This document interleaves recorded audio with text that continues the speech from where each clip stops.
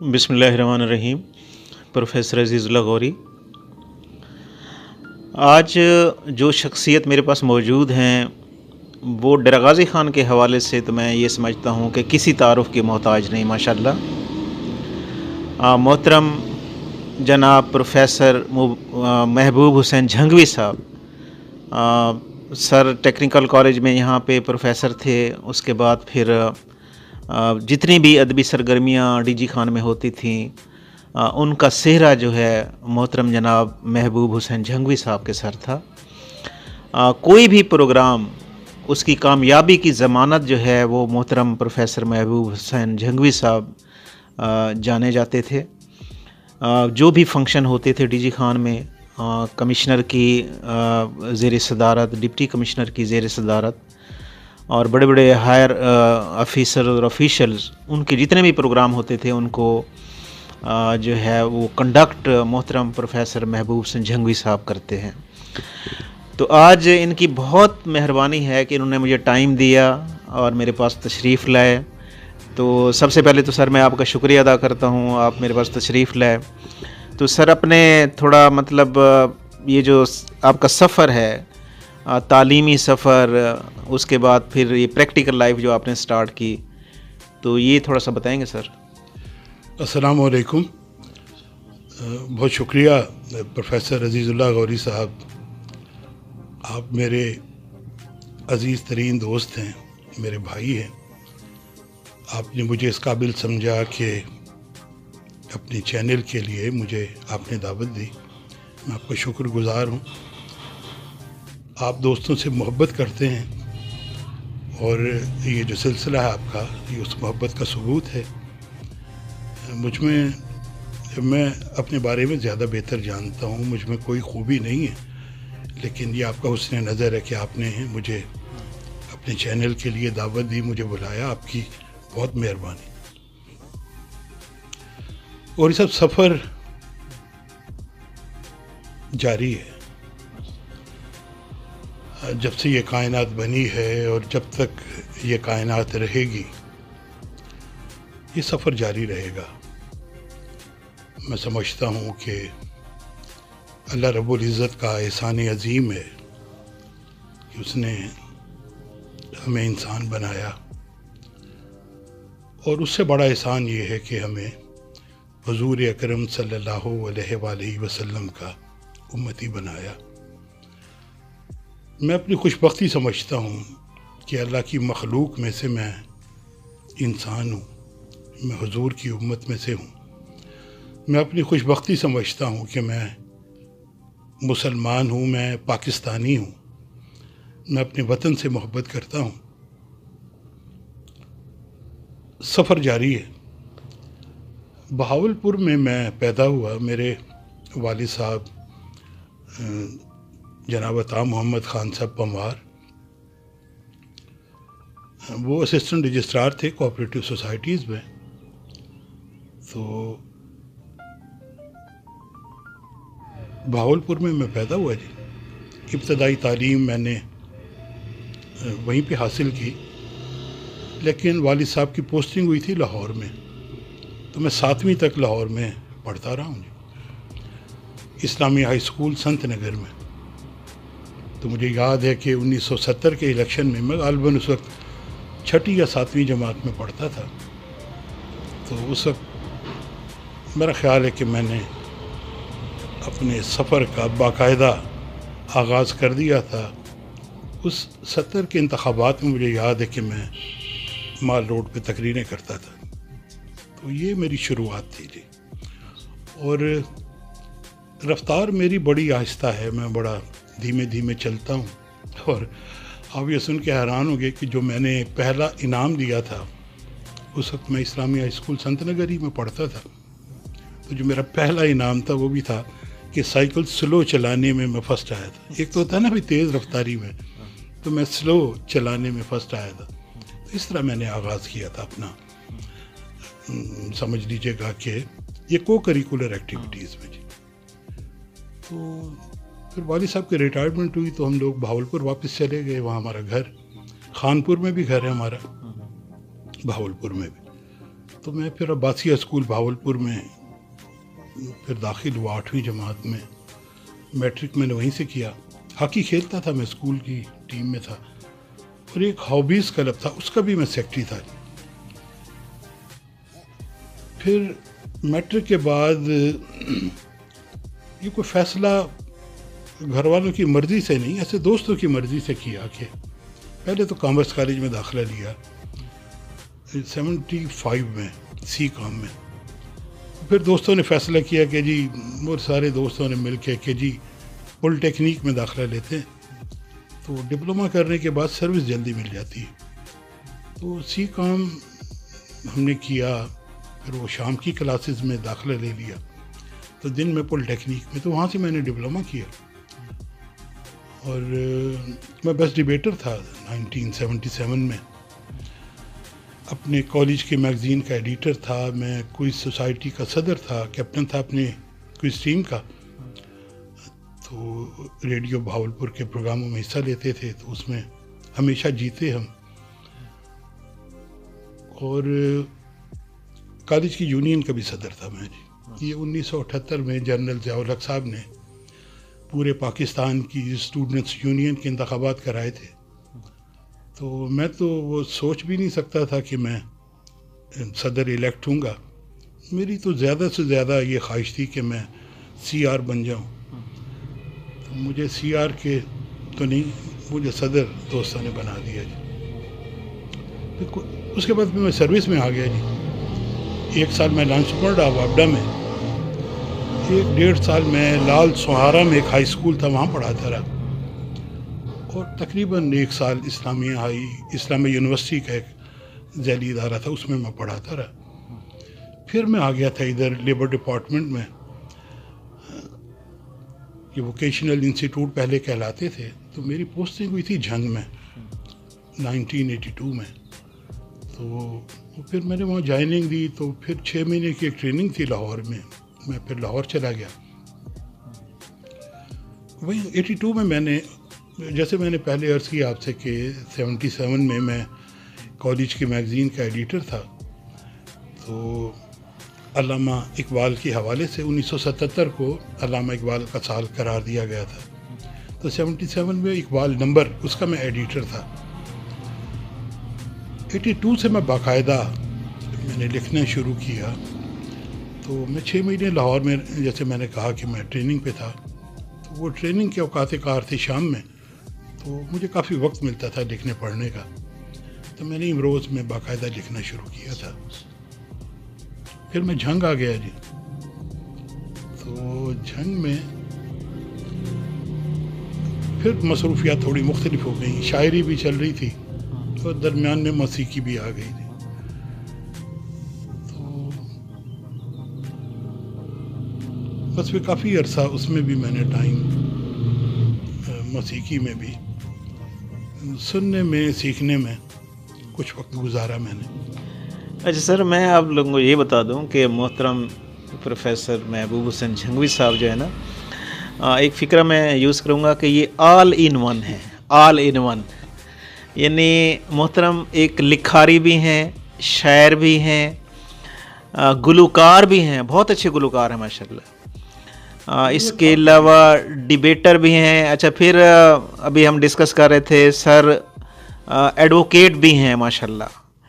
اور سر جو ہیں یہ ماشاءاللہ سرائکی میں بھی انہوں نے ماسٹر ڈگری حاصل کی ہوئی ہے. یعنی کوئی ایسا شعبہ نہیں کہ جس میں ان کی گرفت نہ ہو. میں تو حیران ہوتا ہوں. اور اب بھی رات کو لکھتے ہیں, مطلب کالم لکھتے ہیں اخباروں میں. تو یہ سارا کچھ سر کیسے مینج کرتے ہیں؟ سر میں نے عرض کیا آپ سے کہ یہ سفر جاری ہے. ہم نا اپنا وقت بڑا ضائع کرتے ہیں گپ شپ میں یا چائے پینے میں, یا اچھا میری ایسی مصروفیت نا بڑی کم رہی ہے کہ میں دوستوں کے ساتھ بیٹھ کے 2 گھنٹے یا 4 گھنٹے گپ شپ کروں.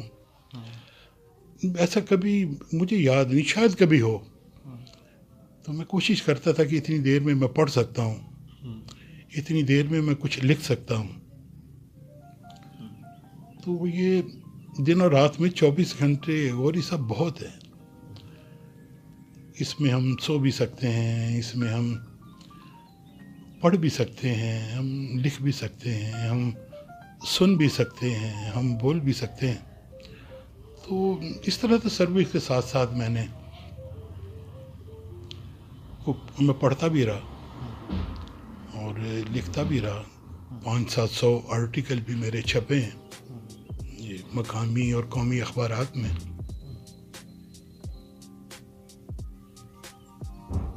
وہ گانا وہ ویسے تھا اتفاقی کہ جنگ میں جب میری وہاں پہ ملازمت تھی تو میرے کولیگ وہ گاتے تھے، تو وہ وہاں پہ پڑھے لکھے بھی زیادہ تھے، تو میرا ان کے ساتھ اٹھنا بیٹھنا تھا.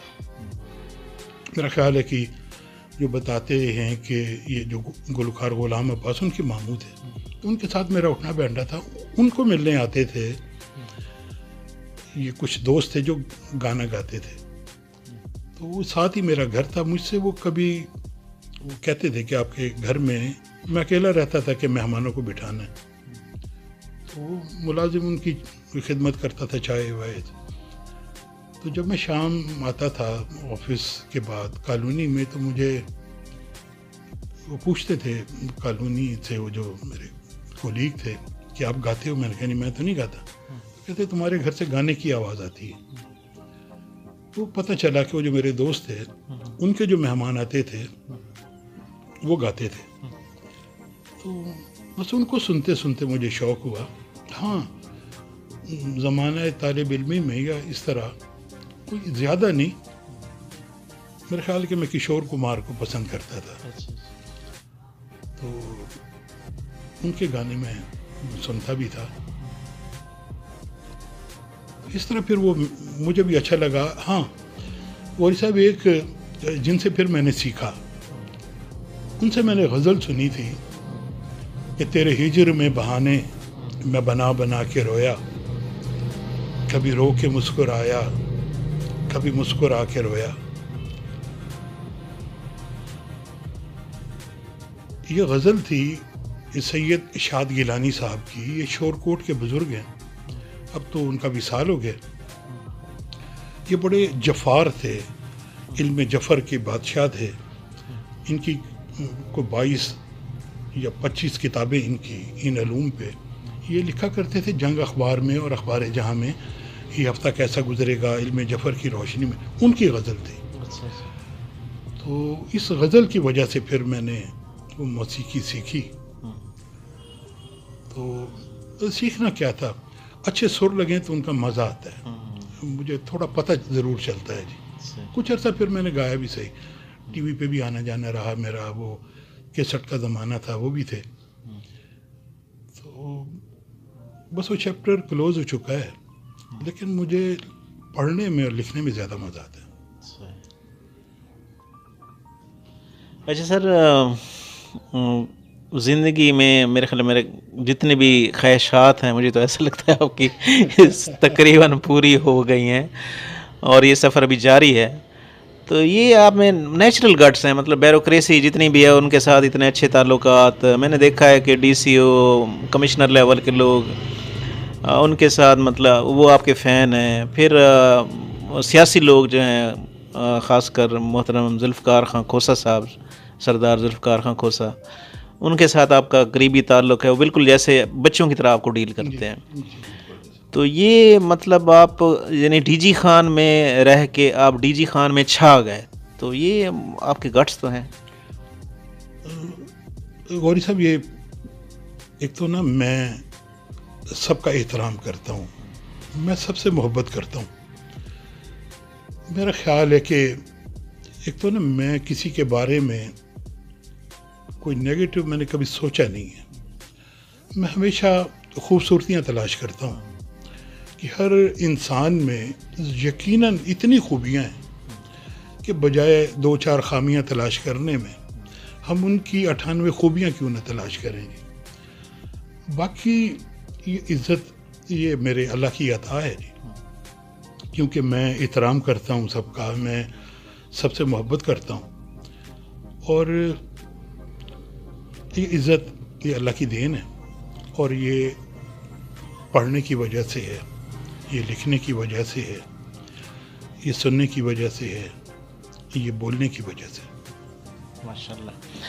اچھا محترم پروفیسر محبوب حسین جھنگوی صاحب کے فرزند عمر، وہ بھی بہت اچھا بچہ ہے، یقین مانے باپ پہ گیا ہے، وہ بھی انتہائی یعنی نائس پرسنالٹی ہے ان کے. انجینئر ہیں وہ، اور ڈی جی سیمنٹ کمپنی میں اس وقت وہ کام کر رہے ہیں، اور مجھے اپنے بچوں کی طرح وہ عزیز ہے. تو میں آج اسے مس کر رہا ہوں کہ وہ سر کے ساتھ نہیں ہے. یہ غوری صاحب آپ کی مہربانی. یقیناً مجھے اس کے بارے میں پتہ چلتا ہے، میرے دوست اس کی تعریف کرتے ہیں، اور اس کی وجہ یہ ہے کہ وہ نیاز مندی کرتا ہے، سب کا احترام کرتا ہے.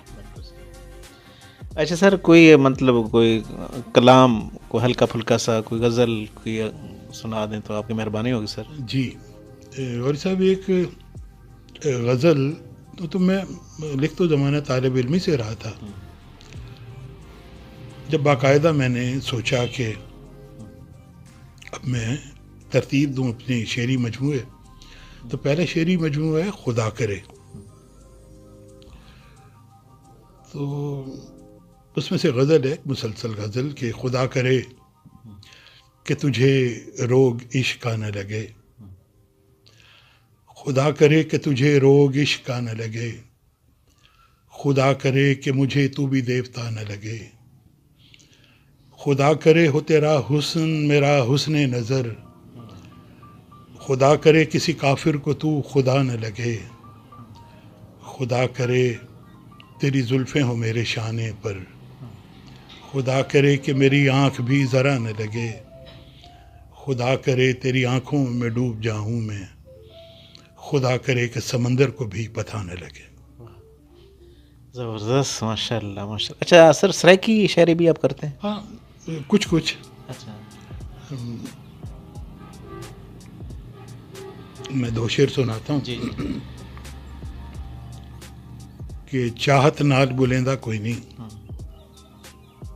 دل دا حال ونڈیندہ کوئی نہیں، چاہت نال بلیندہ کوئی نہیں، دل دا حال ونڈیندہ کوئی نہیں، پاگل پاگل ہر کوئی آدھے، پاگل کو سمجھیندہ کوئی نہیں. واہ ماشاء اللہ، زبردست.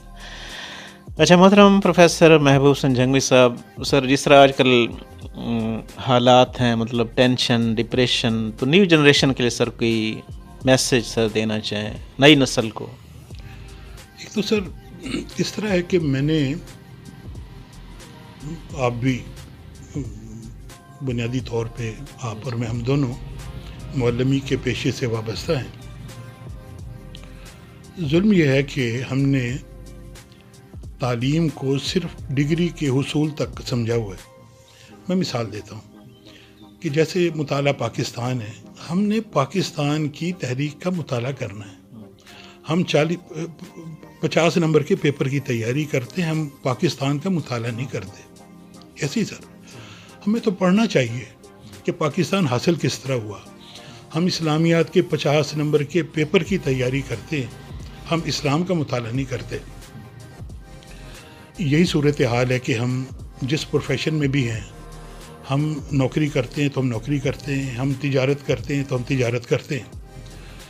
سر ہمارے لیے ایک بڑی مثال ہے حضور اکرم صلی اللہ علیہ وآلہ وسلم کی، وہ ہمارے لیے رول ماڈل ہے. آپ کے لیے بھی، میرے لیے بھی، بلکہ ہر مسلمان کے لیے. ہمیں جب تک وہ اپنے والدین سے، اپنے بہن بھائیوں سے، اپنی اولاد سے زیادہ عزیز نہ ہو، ہمارا دین، ہمارا ایمان مکمل نہیں ہوتا.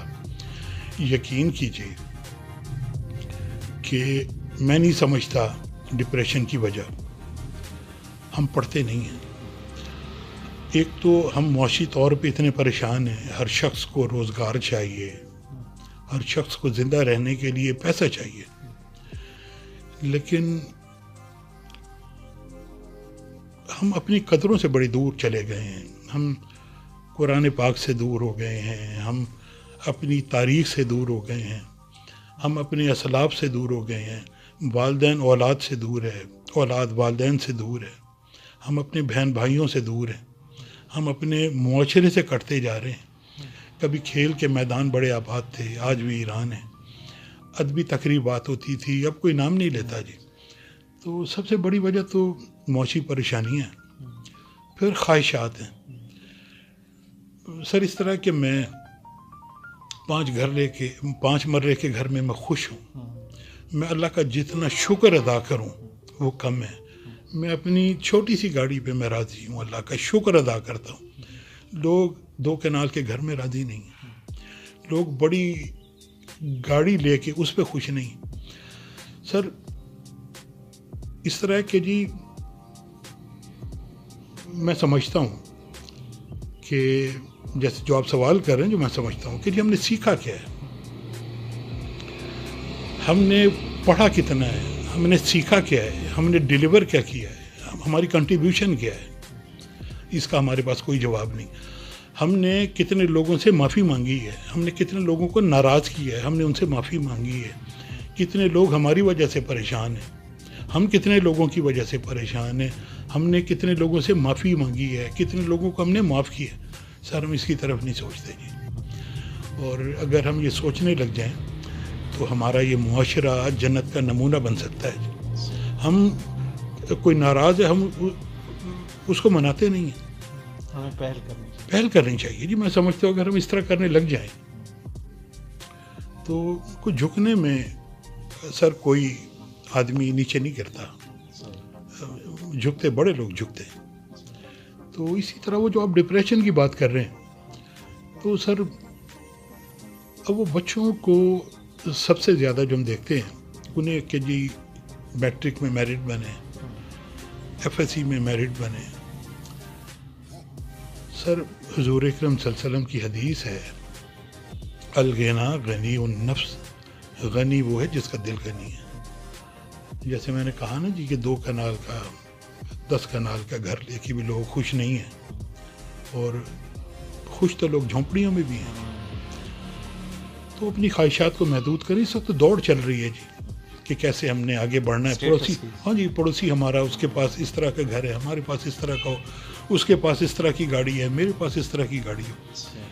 تو خواہشات کو محدود کر لیں تو آدمی بڑا امیر ہو جائے گا اور پرسکون ہو جائے گا. سر نے بہت اچھی بات کی ہے کہ آج کل پریشانیوں کی سب سے بڑی وجہ یہ ہے کہ اسٹیٹس کی دوڑ چلی ہوئی ہے کہ میرے پاس بڑی گاڑی ہے تو اور اس سے بڑی گاڑی ہونی چاہیے، ایک بڑا گھر کنال کا ہے تو 2 کنال کا ہونا چاہیے، 5 کنال کا ہونا چاہیے. یعنی ہم لوگ قناعت پسند نہیں رہے، اور جب تک قناعت پسند ہم نہیں بنیں گے اسی طرح پریشانیاں جو ہے وہ ہمارے گرد گھیرا ڈالتی رہیں گے. تو محترم پروفیسر محبوب حسین جھنگوی صاحب، میں آپ کا بہت شکر گزار ہوں، آپ میرے پاس تشریف لائے سر. تھینکس بہت لاٹ. شکریہ اور صاحب آپ کا بہت شکریہ. اللہ آپ کو سلامت رکھے، آباد رکھے، شاداب رکھے. اور سب سننے والوں کو میرا یہی پیغام ہے کہ اپنا بھی خیال رکھیے اور اپنی ذات سے جڑے سبھی دوستوں کا خیال رکھیے. اگر 2 جملوں سے آپ کا کوئی ناراض دوست آپ سے راضی ہوتا ہے تو اس کو راضی کر لیں. بہت اچھا پیغام دیا سر نے. Sir thanks lot sir. بہت لفظ شکریہ. تھینکس، بہت بہت شکریہ sir. Please subscribe my YouTube channel. Thanks a lot.